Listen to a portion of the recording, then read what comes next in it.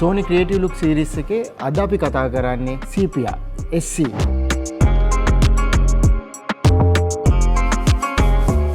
Sepia SC මොකක්ද ඒකෙන් වෙන්නේ?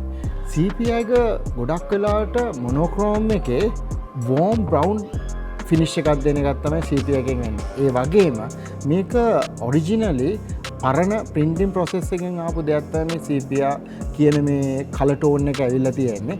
මේ color tone එකේ තියෙන විශේෂත්වය තමයි අපිට පොඩ්ඩක් අර history එකේ old look එකක් දෙන antique පරණ look එකක් දෙන finish එකක් තමයි මේ brownish color එකත් එක්ක අපිට හම්බෙන්නේ. ඉතින් ඒකෙදි අපේ story එකක් අපි build කරනකොට අපි street එකේ වෙන්න පුළුවන්, travel වෙන්න පුළුවන්.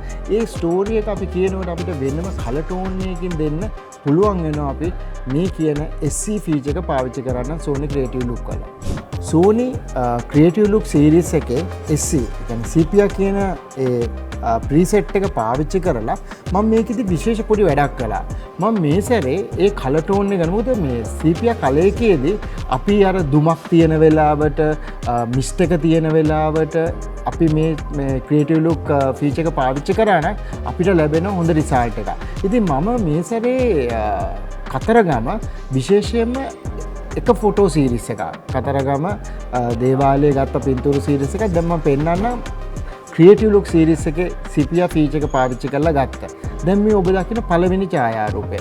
මේ ඡායාරූපය බලන්න මේ ඡායාරූපය මම මේ color tone එකට යන විශේෂයෙන්ම හේතු වෙච්ච දේ තමයි මේ පොඩි dark ඒ කියන්නේ මේ පින්තූර ඔබ බැලුවා නම් පේනවා මේ පින්තූර වල dark විදියට පේන්නේ. හැබැයි මේ dark එක ඇතුලේ හඳුන් කූරු වලින් එන දුම ඒ දුමෙන් අමුතු ලස්සනක් ලැබිලා තියෙනවා ඡායාරූපයට. ඒ ඇවිල්ලා තියෙන soft light එකත් එක්ක මේ දුමෙන් ආපු smoke එකත් effect එක හරි ලස්සනට අපිට පෙන්වන්න පුළුවන් වුණා Sepia tone එක පාවිච්චි කරපු හින්දා. අපි බලමු දෙවෙනි ඡායාරූපය.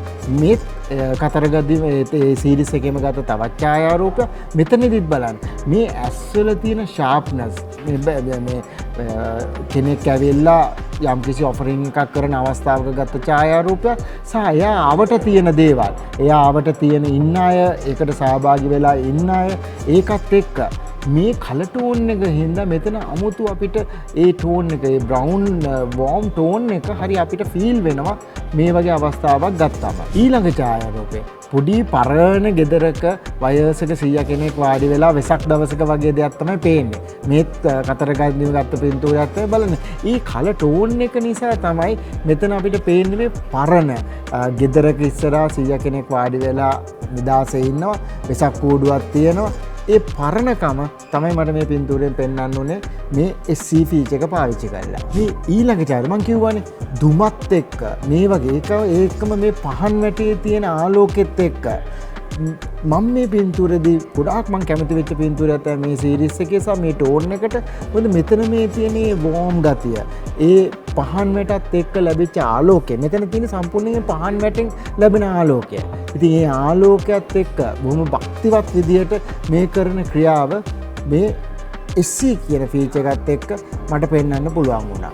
ඊළඟ ඡායාරූපේ ඒකෙම මම දැන් කලින් ඡායාරූපය මම ගත්තේ පොඩක් වයිඩ් ෂොට් එකක්. ඒ කියන්නේ ඒක මම 24 වගේ පාවිච්චි කළා. දැන් මේ ඡායාරූපය බලන්න මේක 16mm එකකින් ගත්ත. ෆෝකල් ලෙන්ත් එක 16 වගේ ගත්ත ඡායාරූපයක්. පහන් වැටයි පහන් වැට ඕගලන්ට පේනවා ඇති රිෆ්ලෙක්ට් වෙලා තියෙනවා. මොකද මේ පහන් වැට තියෙන කුටිය ග්ලාස් තියෙන්නේ. ඒ ග්ලාස් එකට පහන් වැටේ තියෙන පහන් ටික අනිත් පැත්තට රිෆ්ලෙක්ට් වෙනවා. ඒතර ඒකත් එක්ක සහ ඒකෙන් ඒ ඇවිල්ලා තියෙන දුමත් එක්ක මම ඒකයි මුලින් කිව්වේ මිස්ට් එකක් තියෙන වෙලාවක් දුමක් තියෙන වෙලාවක් ඒ වගේ වෙලාවට අපි Sepia කියන ටෝන් එක එහෙම නැත්නම් SC කියන ටෝන් එක මේ ප්‍රීසෙට් එක පාවිච්චි කරා නම් අපිට කෙනෙක්ට දැනෙන ෆීල් වෙන පින්තූරයක් ගන්න අවස්ථාව තියෙනවා.